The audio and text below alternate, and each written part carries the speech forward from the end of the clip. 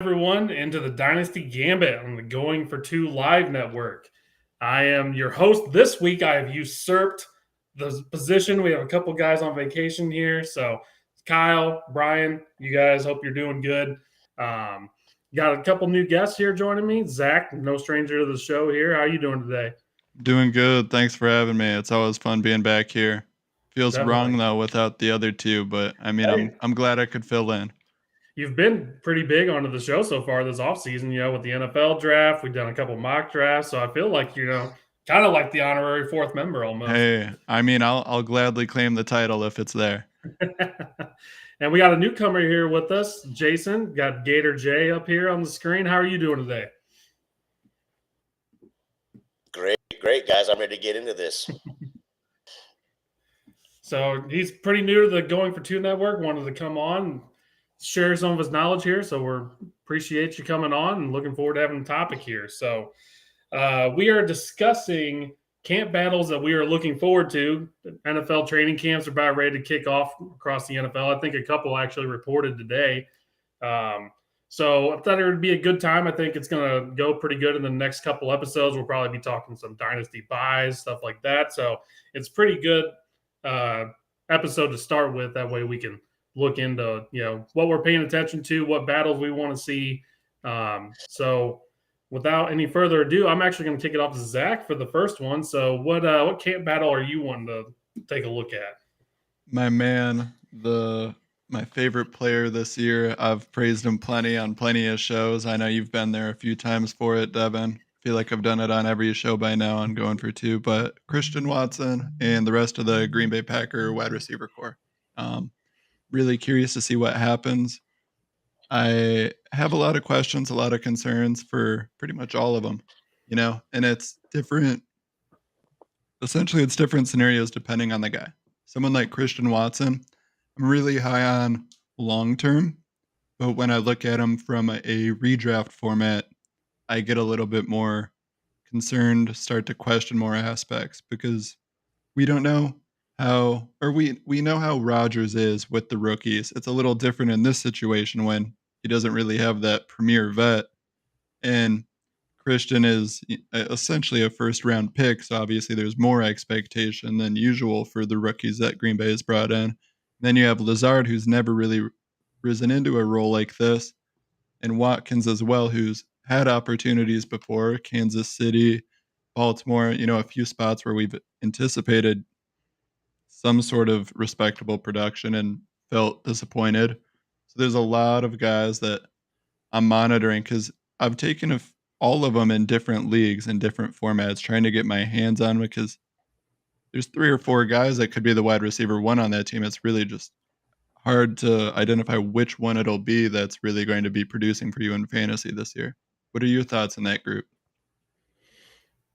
So I think it's a very interesting one now as well, especially I've done a handful of best ball leagues and just kind of seeing where you can get these guys at. So, they're kind of in that like third tier, second tier, like end of the second tier, third tier wide receiver of kind of where they're going in like the 60, 70 range, somewhere in there. And it's pretty interesting just because I've seen Lazard rise quite a bit.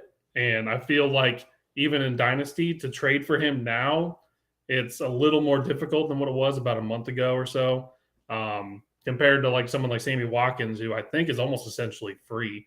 I think you can get him for like a fourth rounder. He's probably in some cases on waivers. I know when he signed, a lot of people snatched him up, but I haven't heard a whole lot about him.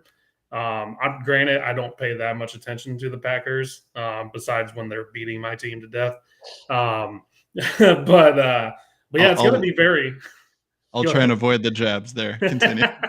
But it's going to be very interesting because I mean, the whole Watson aspect of it, once he went to the Packers, he really shot up the draft boards for a lot of people, not just in redraft, but in dynasty as well, to where he was going, top 5 in some cases, which I think you even took him in the top 5 in some of your leagues.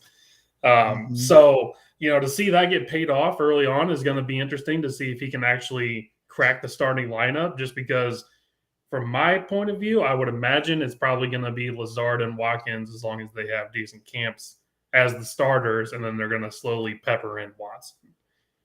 And before I jump back in, what are your thoughts, Mr. Gatorman? I just see the hat and the shirt, Well, so I got to keep calling him Gator. That's right. That's right. Got to stay on brand, right? I Yeah. mean, you look at the ADP. I mean, Lazard right now is running at wide receiver 40. Rodgers has come out and said that he's going to give him every opportunity to be the number one. If he takes it, I mean, we just haven't seen it from him in the last couple years. I mean, that being said, I mean, Devontae Adams was 32% roughly target share over the last 3 years. There wasn't really an opportunity for him.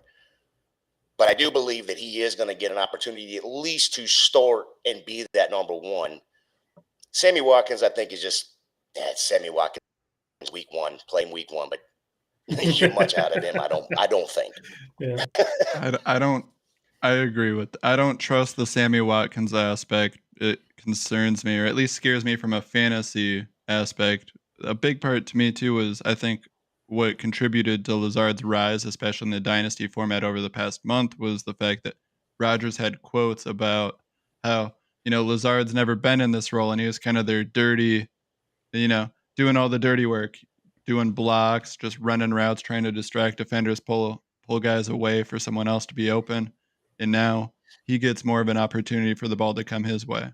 But what I find interesting the most is Christian Watson is a great run blocker. That was a big part of what he did at North Dakota State. It's a run-first offense, and he's a great team player where all he wants to do is help win however he can. And with that in mind, I'm expecting, I don't know how much of the target share is coming his way, but I look at Lazard and Watson as 1 and 2 for the guys that are on the field regardless of what the play is, whether that's pass, run, play action, you name it. I think those are the guys they want to have set up where they're blocking if they're not passing. They're trying to help open the field for Jones and Dillon. And I always prefer that in a fantasy because, hey, if he's on the field and someone like Rodgers identifies something in the defense where he's calling a play action, or hey, he gets the guy on the D line to jump off sides, he's got that free play downfield and they convert, and there's a few points for you. So I mean, I'm trying not to go too much on my Christian Watson hole, but I love him in Dynasty. I think there's a lot of stuff that's undervalued there because he's got the work ethic. He's got all the physical traits. His only downside really is, route tree, concentration drops, but those are things that can be improved with time. And it seems like he's got the work ethic, the mentality. And I think with him just being out there and trying to help the team so much, he's going to earn more and more opportunity, not only from LaFleur, but also from Rodgers. Yeah, and I think we've been spoiled the last few years as far as like wide receivers coming in and making an instant impact, and everyone just kind of expects that when they take these wide receivers. And coming from a smaller school like he is, he does have a lot of things to learn for going against this type of competition. So it's going to be interesting to see if he can actually crack that out. I agree with you. I think he's going to be at least on the field, and he's going to have a lot of opportunities there, especially given his run blocking skill set. But yeah, it'll be nice for a lot of the people who drafted him, like you did, where hopefully at least by midseason, you can count on him at least as a wide receiver 3, in your lineups, anything like that. So I think if that happened, I would be really happy if I was a Watson owner at that point. Yeah, and I have to say something. I have to put a little disclaimer before I make this next statement. I don't think he's Debo or producing like Debo, but the way they utilized him in regards to, some of these plays where they draw it up where he cuts back across the field and they're handing it off to Debo, or they're trying to drop these creative plays where it's a little dump thing and he's a quick guy that can burst away. Christian Watson did some of that stuff at North Dakota State.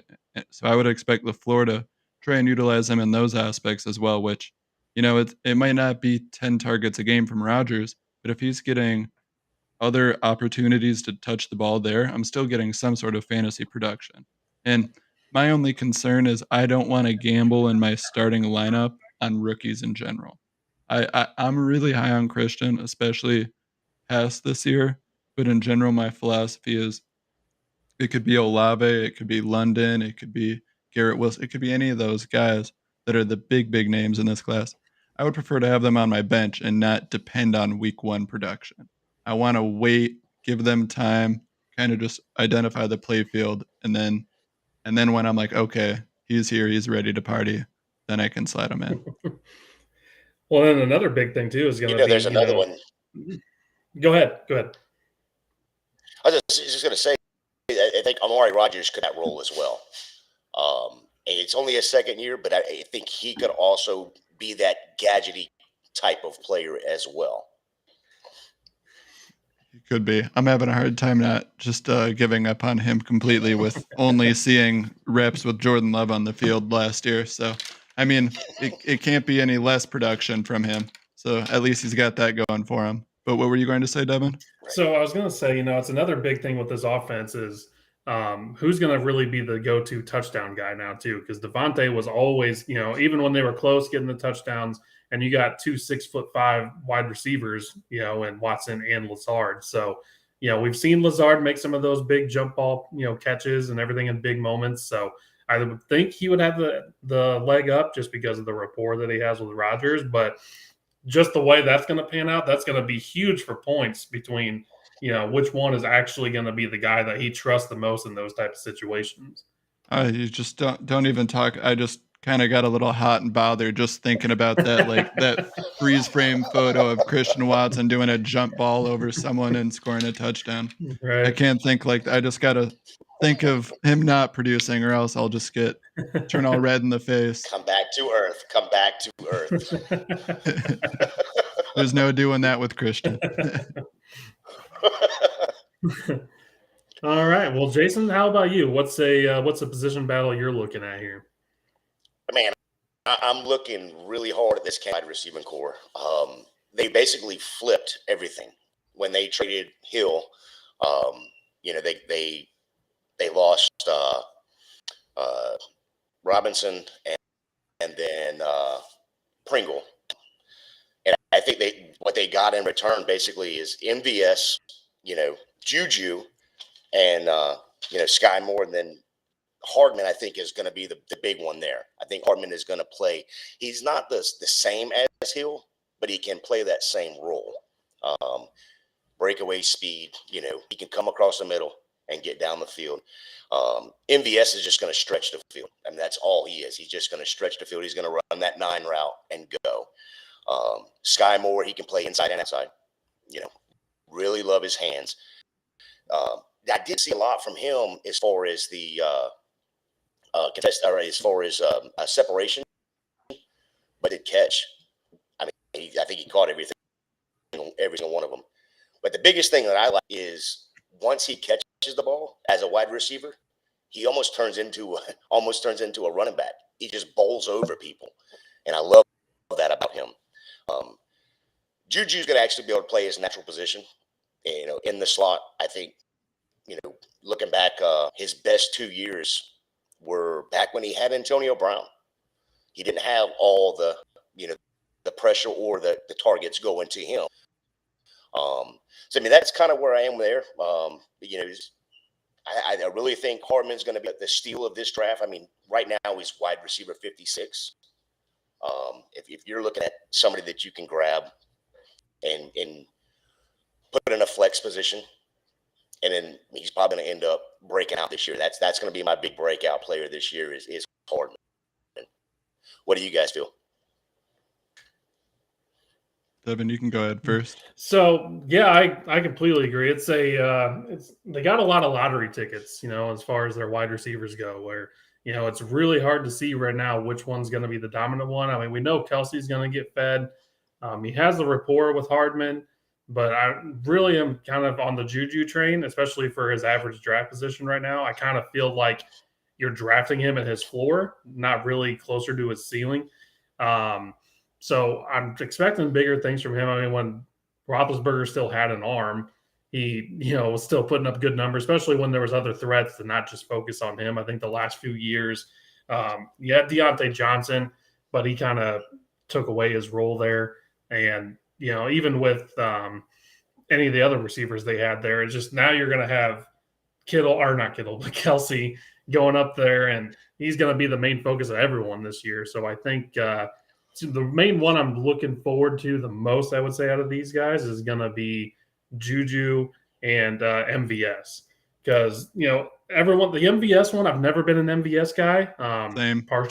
Partially just because I'm also a Bears fan, but I feel like he's kind of a one-trick pony where he's just he's the deep threat. That's kind of what he is. But they gave him the most money, so obviously they kind of have envisioned a plan for him. It seems like they want him around long term. So whether that's the every down wide receiver, either the wide receiver 1, wide receiver 2, or if he's more of, hey, come in, go deep. If the play breaks down, Mahomes is going to hit you. So that's going to be the one to really see if it truly is MVS coming in and taking a lot of snaps, or if he's going to stay in the same position he's got. What about you, Zach? Well, I'm definitely not an MVS guy. I mean, relative to what we used in Green Bay on him draft pick wise, he out exceeded those expectations, I'd say. But I think there were a few times the Packer fan base anticipated him taking another step. We never really saw it. I get Devontae is just in another class compared to essentially every wide receiver in the league, but there were so many chances for a lot of these guys to kind of separate themselves as the clear number 2. And we never really saw that. Now, is there a chance for that this year? Yeah, sure. And I mean, just change of offense, change of coach, change of scenery, that could help. But I think it's funny too. I was looking at some Kyler Murray stuff today, with his big extension, and I was thinking about it, where it makes sense for some of these teams to, whether you love Kyler or not, you got to pay a lot for these QBs, and usually you need these top tier weapons around the QBs to really help them flourish. But guys like Mahomes and Rodgers, there's no questioning their talent. Like, we already know what they are as a quarterback, what they are on the field.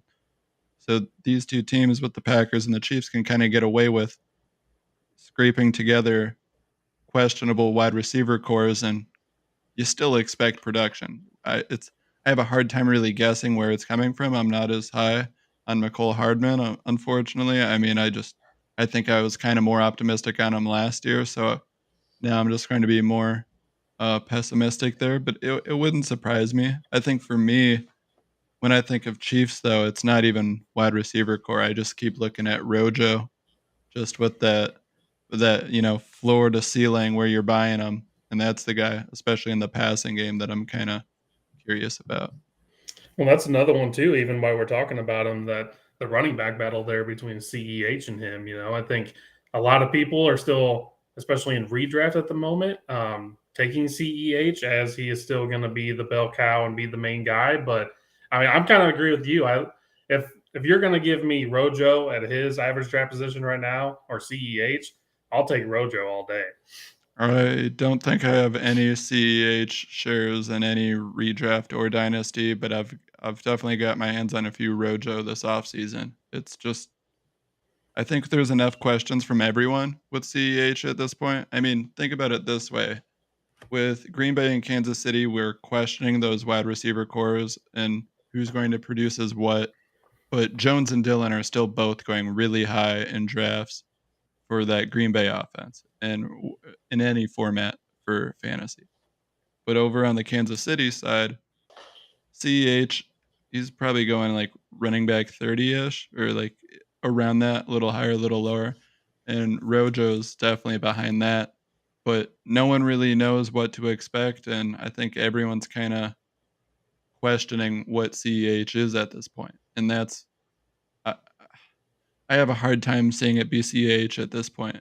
It's not a quarterback position where, year 3 is when we see them break out. Usually with the running back, you get your shot and their lifespan is only so long as is. And it's not like there's been this big name guy really stealing the role from him.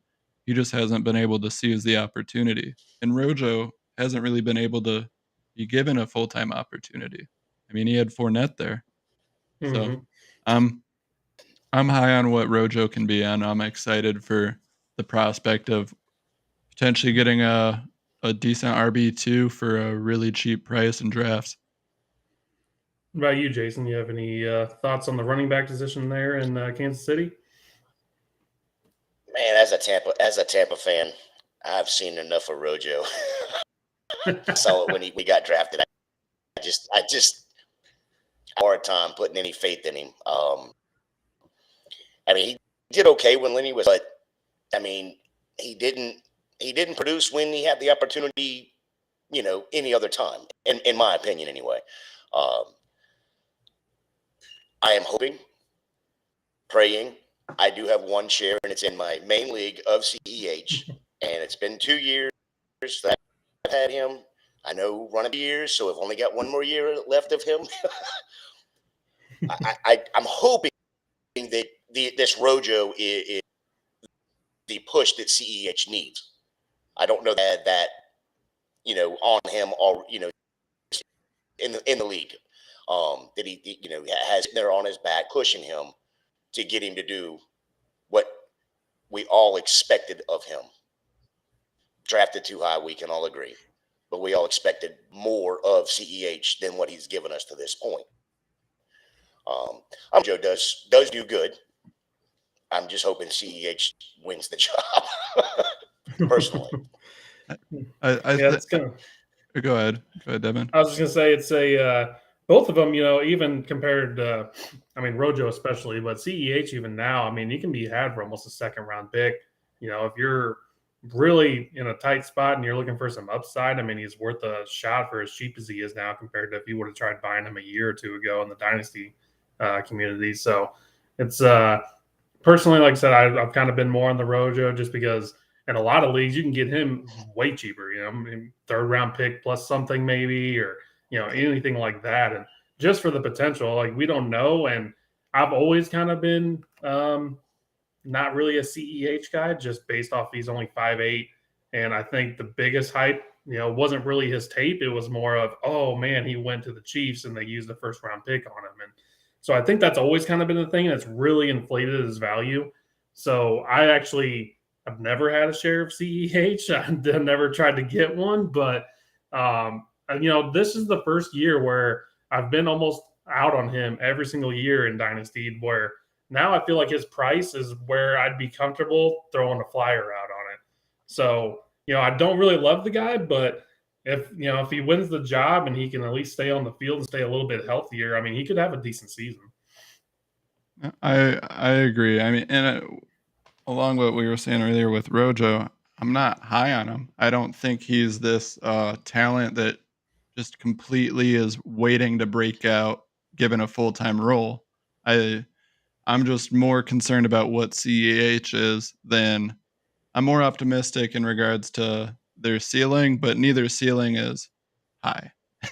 Right. It's who's getting most of the work, and I feel a little bit more comfortable with Rojo than I do CEH at this point. But neither are guys where I'm going to offer a 23 first or even a 24 first. Yeah. I know that's a year out, so it's a little cheaper. But even if I'm in need of a running back, I'm not going to offer a 24 first for CEH at this point.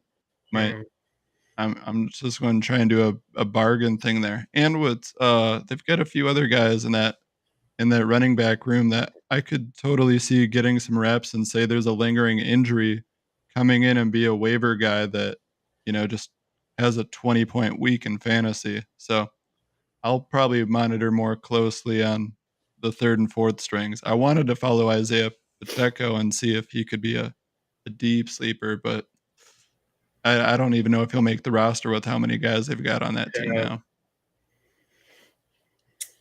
So well, and see, I was going to say that too. Jamie just said in the chat that he got CEH, and that's probably right about right in a startup. And then you're looking at what Rojo's going 3-4 rounds later, something like that. Yeah.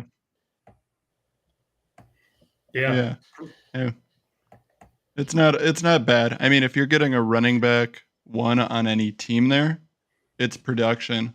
And if you want a bye week filler and you've already addressed those, or you just completely went 0 RB, it's not a bad option at that point. It's a dangerous game, but at that price, you're not risking a lot. And speaking of, I guess the opposite of not risking a lot for a little bit of a transition would be Pittsburgh taking Kenny Pickett, right? Yeah, that's a really intriguing one because it has so many layers to it. It's going to impact the running game. It's going to impact the the receiving game, obviously. So, I took over a dynasty team this offseason that my best quarterback was Drew Lock. That was the best one on the roster. It was him and Cam Newton. So, I mean, it is a lot of work to try to turn this team around. Please tell me it wasn't a super flex. Unfortunately, it is. So I knew that going in. They showed it to me, and I was like, you know what? I like a challenge. I'll give it a shot. But with that being said, I did have 2 first-round picks. So with the 8th pick in the first round of that, I took Kenny Pickett in that league. So I have a little bit of personal investment into this whole situation here. Not to mention I have, some Claypool shares here and there across my different leagues and stuff like that, Freiermuth, everything. So, but from what I expect, I really do think with the money that they paid Mitch Trubisky, they're going to give him the reins to start.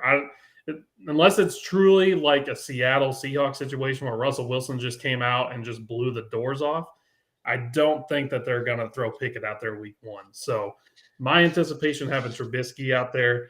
We got a yikes Devin here for that team. Yeah, that's true. Trust me, it's not good. But yeah, it's going to be interesting. Really, because like I said, I have this preconceived notion that Trubisky's going to win. I mean, maybe he'll come out, blow the doors off, and do that, but it's going to impact so much. It's going to go all the way down to Najee. I know their offensive line has been improved since last season, but I still don't think it's anywhere close to being a good offensive line. So I think they're still going to be a very run-heavy team, but I don't know if I really trust either of those quarterbacks to really support guys like Freiermuth, Claypool. I think Deontay Johnson is going to get his targets. Trubisky, as a Bears fan, I know can only throw it about 15 yards accurately, so that's right in his wheelhouse there. So as a fan of the opposing team who had defenders, right at that 15-yard area, I'm also aware of that. Yeah. No. I think we unfairly criticize Mitch to a point, though, too, just with Nagy. Like, I think some limitations were in regards to the previous situation you had at head coach. I mean, luckily, you no longer have to experience that either.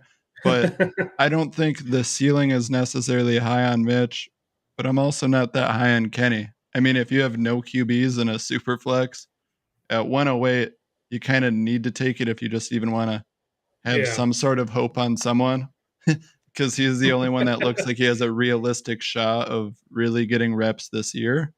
I'm more so questioning just that pick in general, because I guess when I saw Mitch Trubisky get signed by Pittsburgh, I anticipated that being a bridge QB.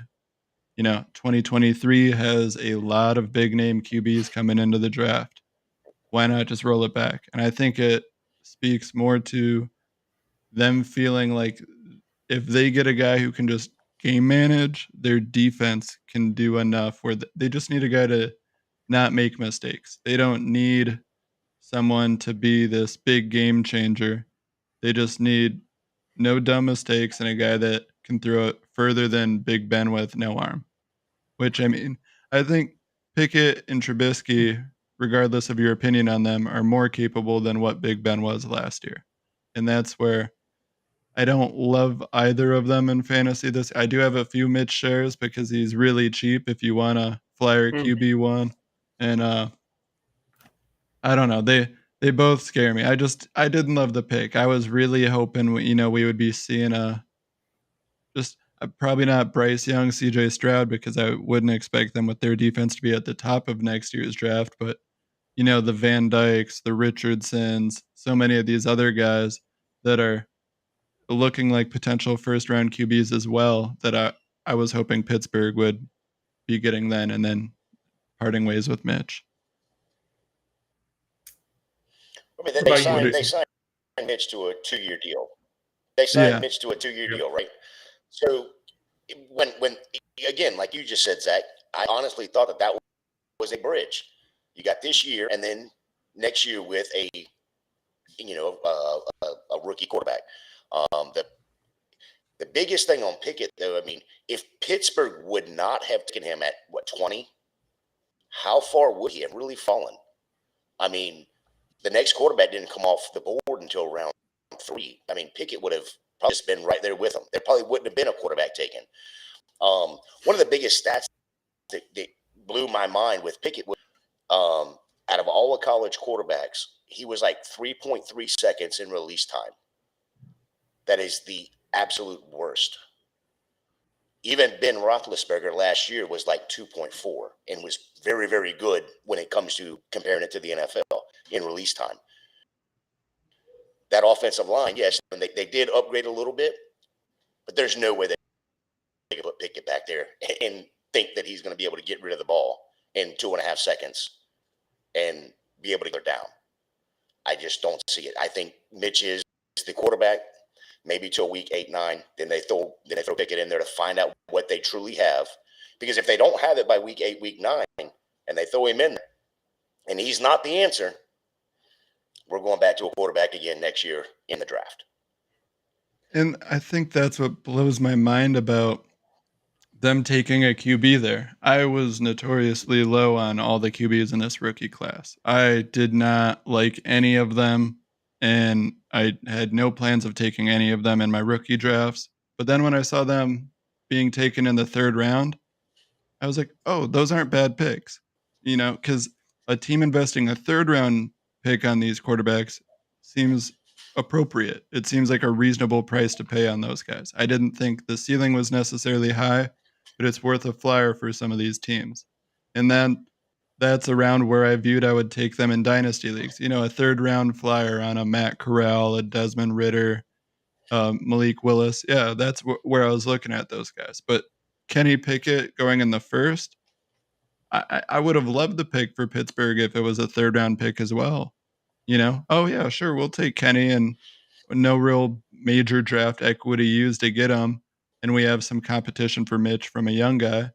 But using a 1st, I have a hard time looking at the film I've seen on Kenny and really seeing this difference maker that can come in and address what they need to kind of take them over the top, like I mentioned earlier. But they just need a game manager at this point. Why not just let that be Mitch? What are your thoughts, though, Devin?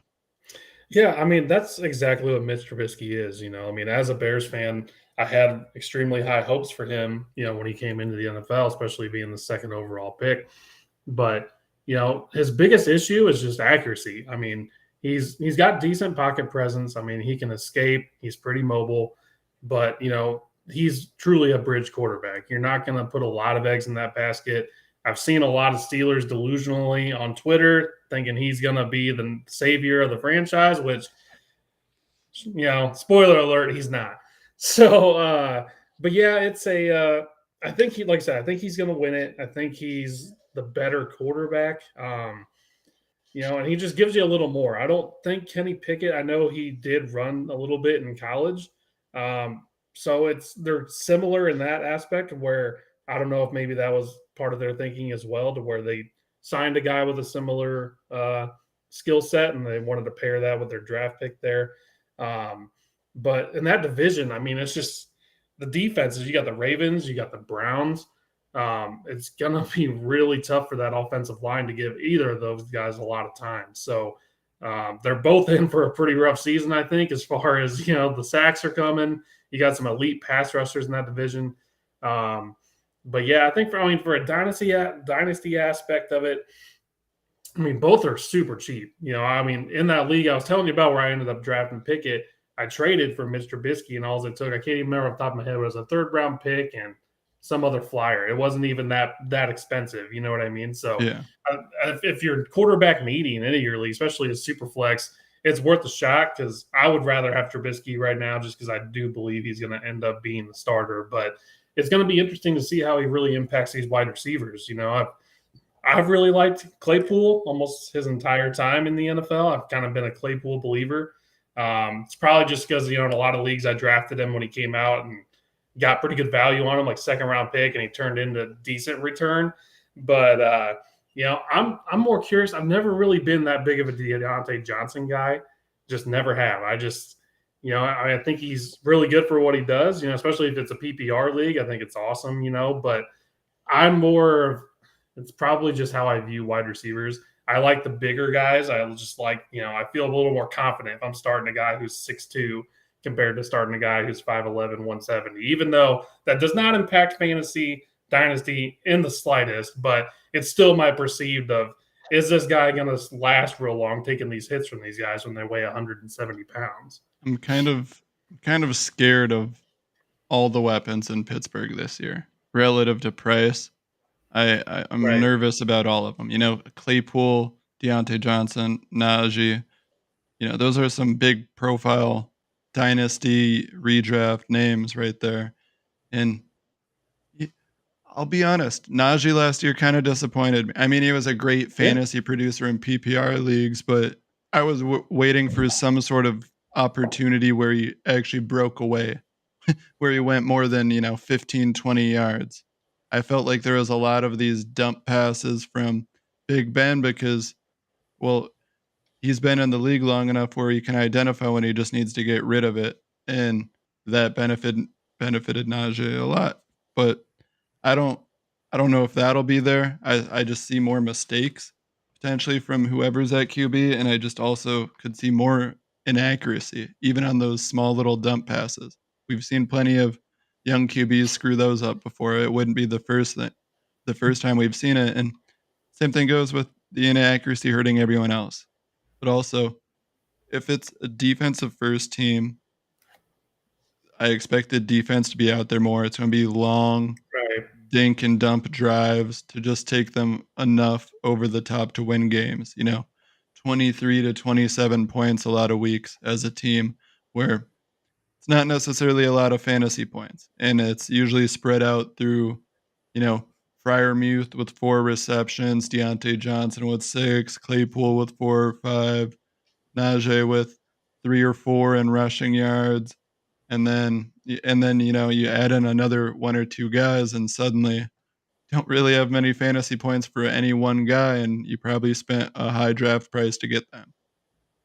Yeah, I feel like this offense in general, we're not viewing it as a, top half of the league NFL offense this season. And generally, dynasty, your assets are your assets, but in redraft, anything like that, it's kind of hard to target these guys when you're not really having too much trust on consistency throughout the season. I feel like it's going to be Fryermuth 1 week, Claypool 1 week, Deontay Johnson. There's never going to be truly, okay, I can throw this guy in as my wide receiver 2 and have complete confidence that he's going to give me 10 points, So, yeah, what about you, Jason?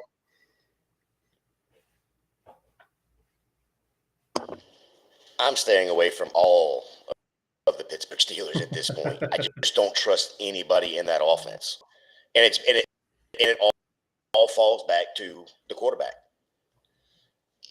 Even Najee, like Zach was just saying. I mean, even Najee, you can't trust Najee to get the points because it's just going to be spread out across all of it. There's going to be a lot of there's going to be a lot of points that are scored, fantasy points, but like Zach said, you're going to have a guy that's got 5, a guy that's got 7, a guy that's got 9. Nothing's going to sway the meter for me. So I'm just staying away at this point. And those can be helpful towards an end of year ranking for a guy. If he has 2 weeks where he scores 40 plus fantasy points and he consistently gets like 4 to 8 at the end of the year. Oh, wow, he was ranked at wide receiver 18. And it's like, oh, well, damn, it really didn't feel like it having him in my starting lineup all year. Then that's kind of how I look at a lot of these weapons with what you were mentioning, Devin, where each week it could be someone different. And some of these guys, I don't know how many weeks it'll rotate back to them. And Right. there's a lot of teams like that this year where I'm kind of concerned with, who they've got throwing them the ball or just how spread out it'll be.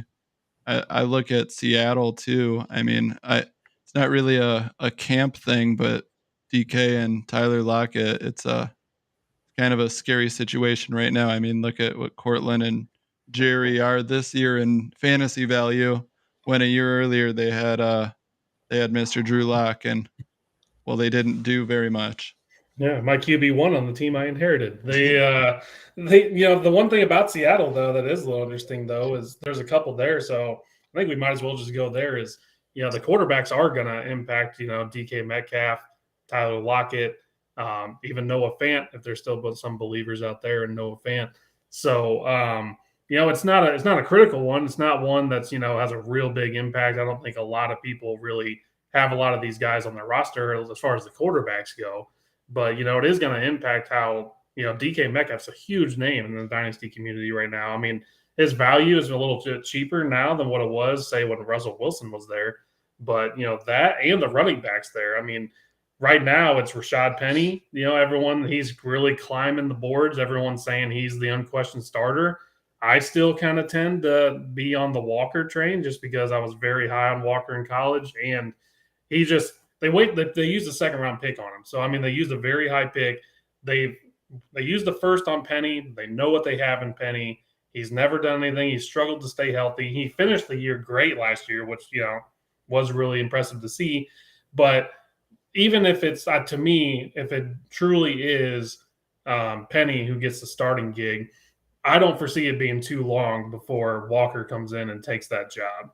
I mean, we were all drafting him as and as high as like the second player drafted in some of these drafts, depending on the scoring format. So there's a lot of people with a lot of interest on this right now, and it's going to be pretty interesting to see which one actually truly does win that one. So what about you guys? What are you thinking on the quarterbacks and the running backs there in Seattle? You can go first on this one. It's kind of like the Pittsburgh. I'm staying away for right. I am high on Walker, though. I was high on Walker at pre-draft. I think he's going to be a better player. I can't trust either one of the quarterbacks. We've seen nothing good from either one of them. The penny is, until he gets injured, he can be the starter. But I mean, was he going to start 3 games at the most if he's injured again? I mean, there's that he is just so injury prone that it's bound to happen. I would love, not being a Seahawks fan, thankfully, I'd hate to be going through that. But why I still don't understand if they're not going to go out and make a trade for a big name quarterback, a big name, Jimmy G or something along those lines. They didn't do very well. They're holding on to these assets and not going to just tear it down. Is it? I just don't understand that part of it for me. Go ahead. I agree and I disagree. I mean, with the Walker aspect, I think it's Walker's job. I know Coco Thunder just asked in the chat about I was going to put that up here. How much production do you need to justify the 102 draft pick? And to quickly answer that part before I get into the rest of it, I think, seeing a 50-50 split is kind of enough for me in year one, because I'm talking 102 in a dynasty where, if I'm just seeing him get a good amount of opportunity, that's good with me, because I still think coming into next year, it'll clearly be his job, but I anticipate him having that role probably halfway through this year. My expectations are fairly high for when he can get that role, and I don't want to speculate on when an injury will come for the others, but it seems like it's always there at some point or another. So, it's consistent there. So if they do stay healthy, with Rashad Penny, I think Chris Carson's probably done. But with Rashad, if he can stay healthy, that's a good tandem. But I could see them rotating drives, and I don't. It's just tough to really see that team competing. With the quarterback aspect, I don't see a point of getting Jimmy G. I see why you would keep DK. Obviously, they need to re-sign him. Tyler Lockett makes more sense for me in regards to potentially trading him. But I think it's more so about what they anticipate to get in the 23 draft, being able to address the QB position, and then having bona fide weapons there already. Guys who've already proven it really are great wide receivers with both Tyler Lockett and DK. So, hey, we just need that QB. And at that point, I believe Jimmy has more than 1 year left on his deal. I can't remember for certain. Is it final year? This is 1 year. I want to say it's like $24 million right now. Okay. If they cut him, they save $20 million or whatever the case is. Okay. I for some reason thought there was 2 years left on the deal, and that's where, it's a filler, but I guess it also hurts your draft stock. Right. I mean, I don't think with how many guys they've lost just from old age, injury, or just moving on to new teams, even on the defensive side, I think that front office, that coaching staff is looking at their roster and saying, shit, we have to play the Rams twice, the Cardinals twice, and the Exactly. Niners twice. How many of those are we going to win? Like, I would say probably 1 in 5 at best. And that's where, and that I'm sure, like, I see them being at the bottom of the league. And I think even with bringing in Jimmy G, that doesn't fix a whole lot when I don't look at their defense as a stopper. That offensive line is bad. And it's DK and Tyler, and they can't just pull miracles out of their ass all the time to save that team. And Coco was also asking. Yeah, so we got another one here from Coco Thunders is what if Penny stays healthy and keeps the lead role? We just finished talking about R. Jones never getting a chance. I just checked. He was drafted round 2, pick 38. Go ahead, Devin. That's I think it's a little bit different there. It's Rojo, I don't know. Walker he had the prowess coming out of college that I don't think really Rojo had. He never really got in the favor of Arians, which was his biggest hindrance. And I think this is Penny's last year under contract as well currently. So, I mean, when you factor all that in, I don't think running back is going to be a very high priority for them to re-sign when they just drafted him in the second round. They took their left tackle of the future. So that's kind of my opinions on that. I mean, it could happen. I just don't see it happening. But, I mean, it's a risk you got to take. If it's a running back taken in the second round of the NFL draft, that's high for a running back. We don't usually see running backs go in round 1, and usually if we do, it's picks 20 to 32. Right. So if they're taken in round 2, to me, that's essentially the round 1 of running backs being taken. So that tells me they view them very highly. And if they don't produce, well, obviously it sucks using a 102 pick and not getting an asset that's helping you compete for the foreseeable future in a dynasty league, but it's the risk you have to take. And not all of them hit. I mean, think of like the Monte Balls. There were high hopes there, but yeah, it hurt as a fantasy owner, but at the same time, seeing what he was at Wisconsin, knowing that he's going to a team that needs a running back, it's the risk you have to take, because if it does stick, it's going to hurt a lot more if you take a wide receiver, you'd play that same risk there, and you let a running back fall to the next guy, and that running back is actually really good. And so I would rather be, reap the reward or be burnt than I would, just missing out on the guy and letting someone else find out. What about you, Jason? Agree 100% with that. Agree 100% with that. I like Walker. Like I said, I like him in the pre-draft, so I think he's going to be the guy. And I don't think it really matters what Rashad Penny does at this point. I mean, Rashad's going to end up taking it. Whether it's week 2, week 3, week 5, I don't care. I threw that asset 102 in a rookie draft. I'm taking that all day long. Absolutely.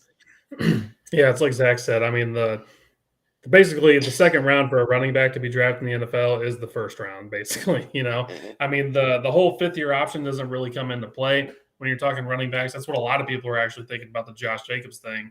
Even if they want to keep them or keep Josh Jacobs on the Las Vegas Raiders this year, it's cheaper to not pick up the 5th-year option, but just to franchise it for the next couple of years. So that's also something, that's not really worth it like you did with the quarterbacks where, I can get this 5th-year option and keep them, a little bit under price control for at least one more year before you got to give out a $214 million contract like Kyler Murray just got. So looks like Jeff, the old boss man's on here. Hey, Jeff. Hello, Jeff.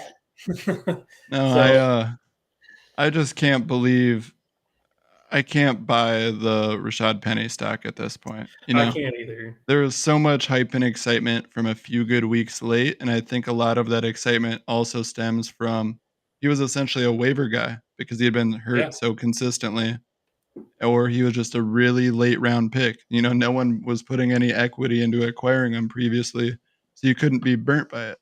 And I think that's where with his stock increasingly going higher and higher and higher, I keep getting more and more nervous in regards to taking him. Yeah, I would rather just Yeah. take Kenneth Walker, gamble on the young gun that I don't know to have an injury history and has all this upside.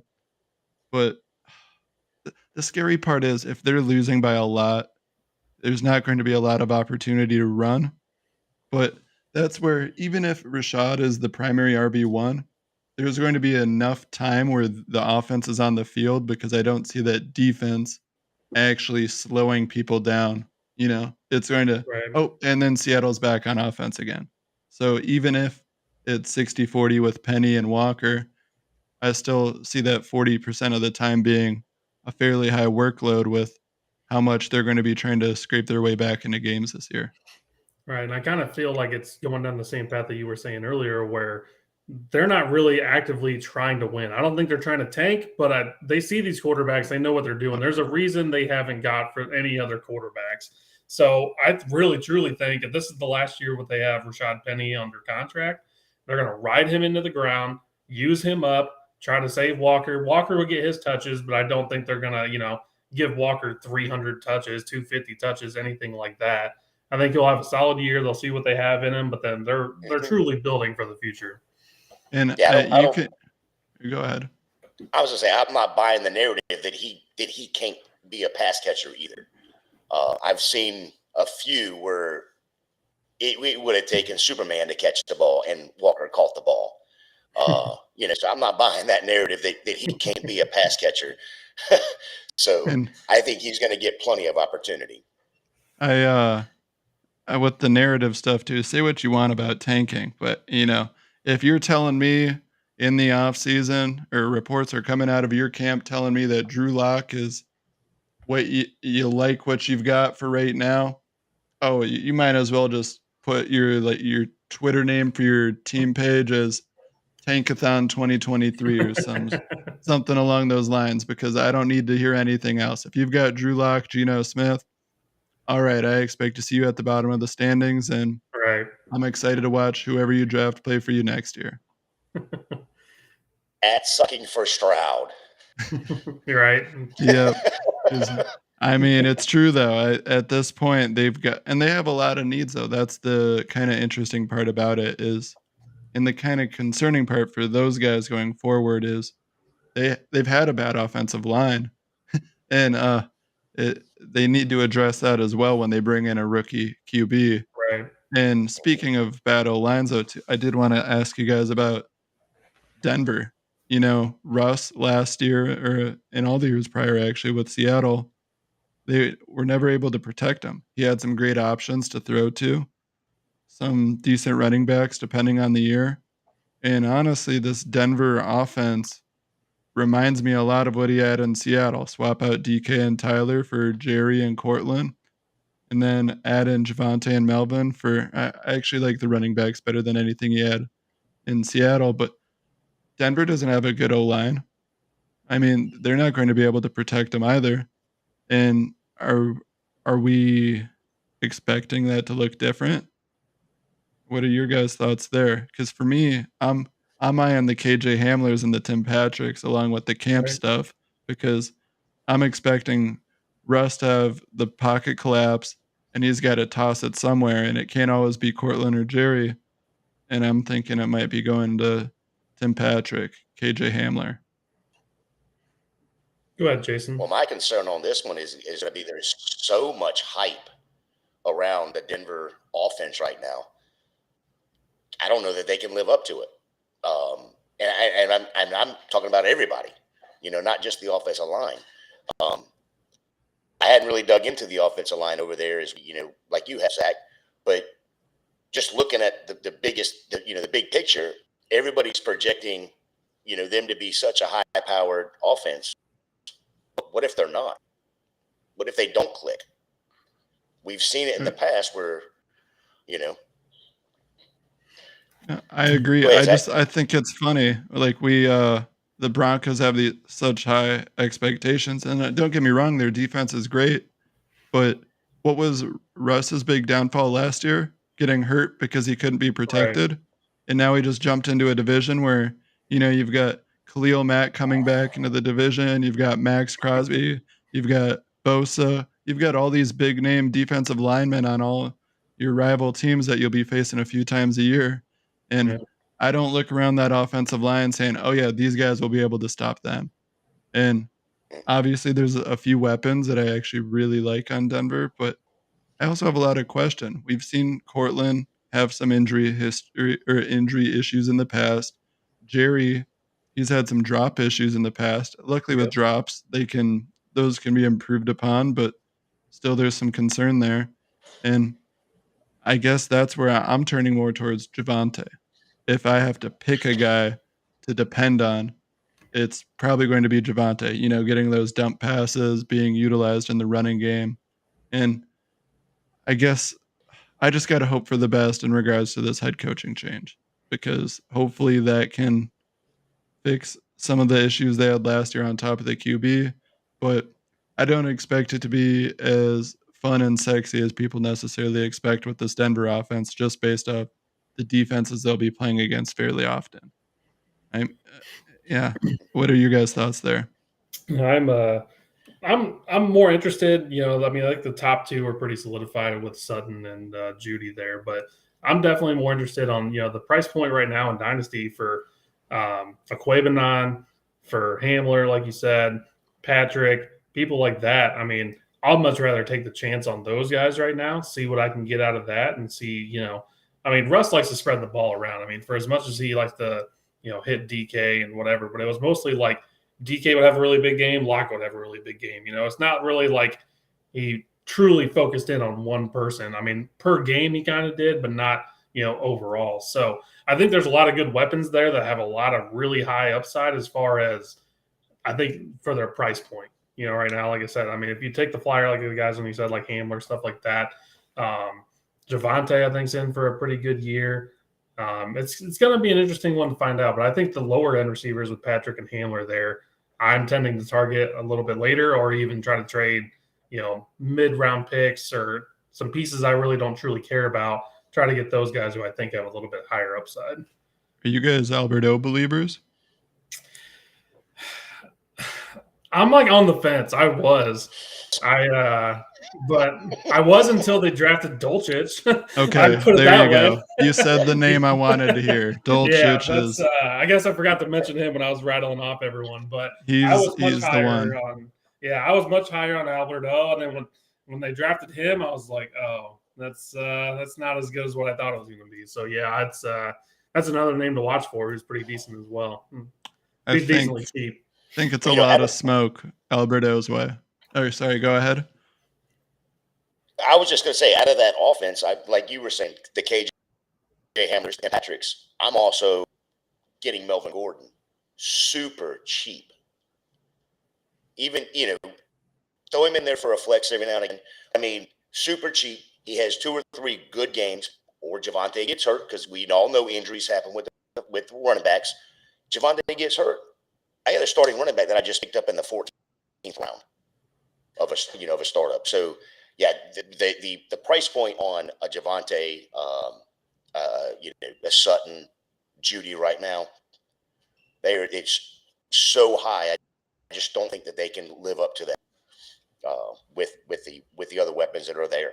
KJ Hamler, 9 routes all day down the field, speed for days. I'm all in on trying to snag my late round Greg Dulcich picks. Yeah. Whether that be redraft or dynasty, because I mean, no one's really looking his way. The Alberto hype train, that was non-existent before Noah Fant was traded, and then immediately with the rest going there, it's like, oh, Alberto, he's actually an underrated guy. I'm like, I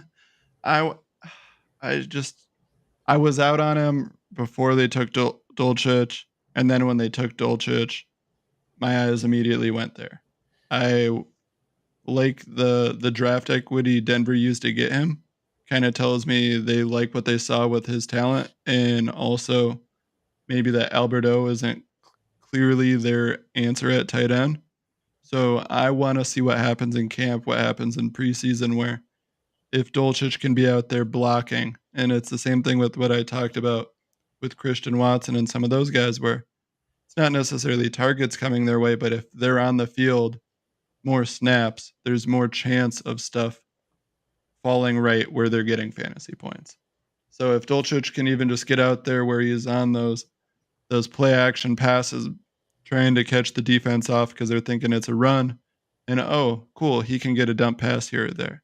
So I would like to see him, steal those reps. I don't necessarily expect him to just jump right into tight end 1 after camp, but if he can prove himself more so in the blocking game, that's kind of hoping where I can get some upside, at least in year 1 with redraft. In Dynasty, I think there's more potential long term, but we'll see there. I do like Dulcich in redraft. In the Scott Fish Bowl, I believe I took him in the 21st round. Mm-hmm. Just way late, No, there's no punishment or downside to it. Worst case scenario, I cut him after a couple of weeks and I'm signing someone off of waivers. Best case scenario, I have a solid bye-week tight end. That was actually my plan in the Scott Fish Bowl too, and then he got sniped right in front of me, so I ended up taking Tommy Tremble as just an upside flyer tight end. But yeah, go ahead. Yeah, as I say, there was some news that came out the other day that Dulcich was right there neck and neck with Albert. So I think it's going to be a heck of a camp competition for the two of them. So I'm all in. I didn't hear that, but I do love to hear that. That is music to my ears. I am glad to hear that because I thought it was all smoke with Alberto. I mean, it's not that I thought he was this bad player and I couldn't believe he was in the NFL or anything crazy. I just hadn't really seen anything, and I just out of nowhere this crazy amount of excitement about Alberto having this awesome season vanished from nowhere, or it was created from nothing. And if I'm going to create something out of nothing for the tight ends there, I'm going to do it for Dulcich because guess what? I'm taking him way later. And that's what scares me with a lot of these guys. What's the price I'm paying? Am I paying for where they're at currently and hoping for them to hit that upside where they could produce higher than that? Or am I paying based on the expectation of them reaching that upside? Because I look at someone like Gabriel Davis in Buffalo, the draft pick I'm having to use to get him in redraft or in Dynasty right now is saying that he's the bona fide wide receiver 2. It's him and then everyone else. So Diggs, Davis, and then another group, another tier later. And I want to think that. I want to hope for that. But I also don't want to draft him as wide receiver 18. I think there's so many more proven names that I trust that are going to give me this consistent production that I've seen do it before, that I don't feel like I'm gambling at all, and they can still provide upside. And what are you guys' thoughts there? I know that's another team, but curious. Go ahead, Devin, go ahead. I've famously on this show, I've been very out on Gabe Davis on that front.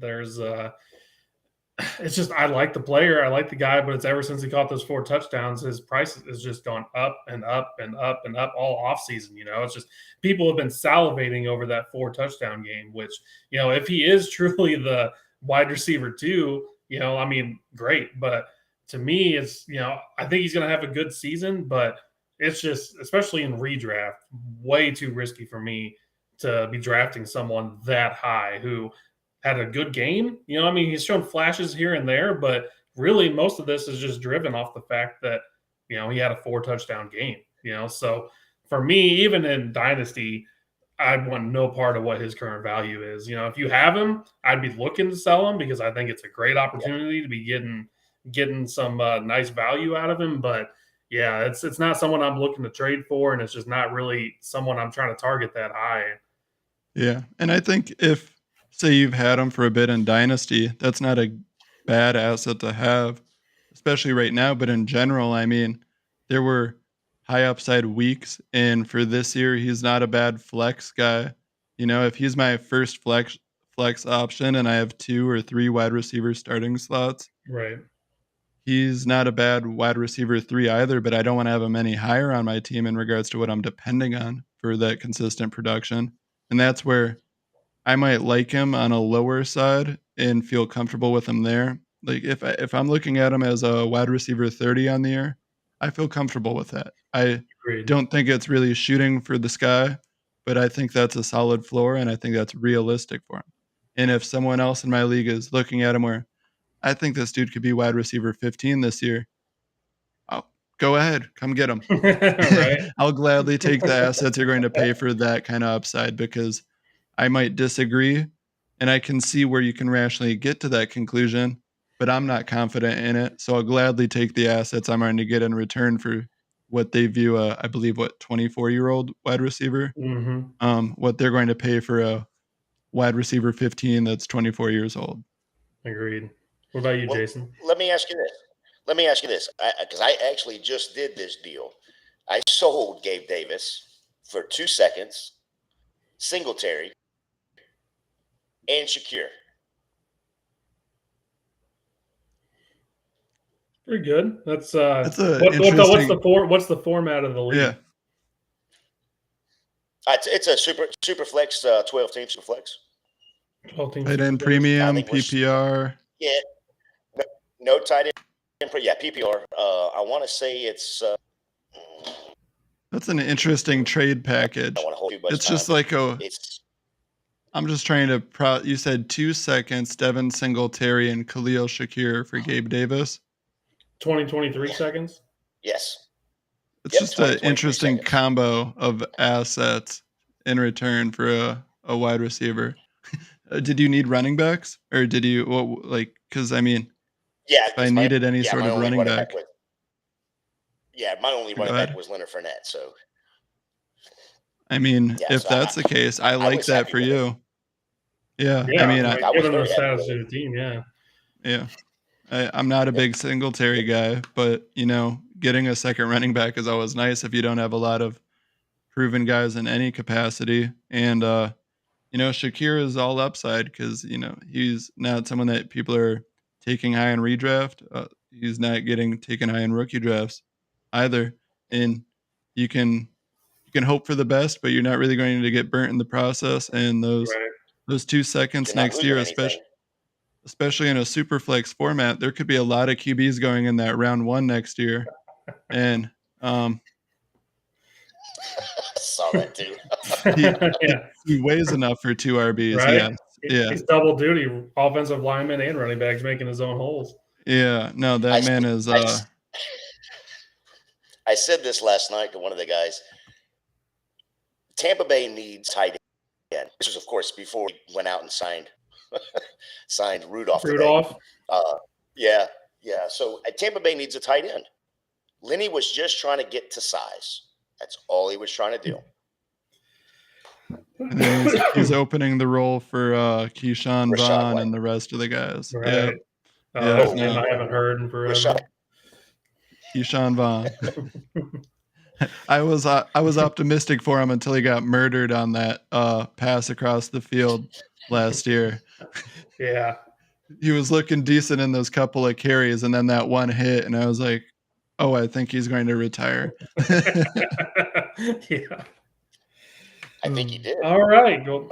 Well, I believe we've covered a pretty good amount of people here. I think we had some good conversations here. So we're close to, we're already past our hour mark here. So I think we'll go ahead and wrap it up. So Zach, I'll give it off to you. If you want to say like where, any articles out and where podcast people can find you, anything like that, feel free. Every other Monday on the 2-point conversion, essentially the 3-point conversion now that I've kind of jumped in. And then every other Tuesday, the fantasy cheat sheet. And otherwise, bouncing around a whole bunch of shows on Going for Two, doing some some PLPs, some personal league podcasts. Always having a good time over there. And other than that, Twitter at the Big Pulowski. But thanks for having me, Devin. Glad to be here as always. Yeah, definitely. Thank you very much. And Jason, you want to give a little shout out here before we sign off? Yeah, you can find me on Twitter at FantasyJ77. Always jump into the Going for Two Discord. I'm in there, a good little. Really appreciate you guys letting me jump on tonight. Yeah, definitely. I really appreciate both of you guys coming out. It's usually, me, Kyle, and Brian, and they both had scheduling conflicts, so it was looking a little bleak here. But even as far as Monday goes, I was like, this might be a solo man mission here. So I really appreciate you guys coming on here. This is my first time hosting, so appreciate you guys lifting me up here, helping me out. So definitely, definitely a lot of fun. I'm sure both of you guys will be back on. Say, Zach, you've been almost a staple here as of late. Hey, so, I enjoy it. I'll be back, I'm sure. Definitely. I'll be hurt if I'm not. All right. Well, for the Going for Two Live Network, thank you for joining the Dynasty Gambit.